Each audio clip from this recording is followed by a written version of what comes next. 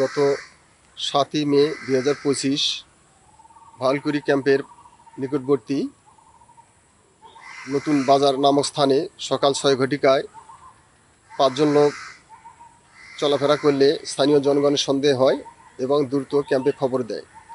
আমরা টহল পার্টি এসে তাদেরকে আমাদের আত্মীয় নিয়ে নিই এবং প্রাথমিক জিজ্ঞাসাবাদে জানা যায় তারা গত ২ বছর আগে মায়ানমার সেনাবাহিনীর অত্যাচারে ভারতে প্রবেশ করে।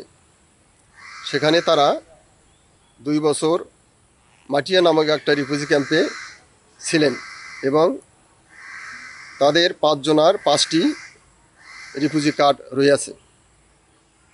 তারপর গত কয়েকদিন আগে রিফিউজি ক্যাম্প থেকে তাদের কিছু পোশাকধারী ব্যক্তি গাড়িতে নিয়ে প্রায় ২ ঘন্টা চলে।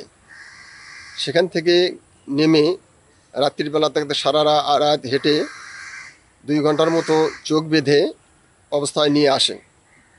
অজানা এক স্থানে তাদেরকে রেখে বলে তোমরা সোজা চলে যাবা, পেছন থেকে ফিরে তাকাবা না।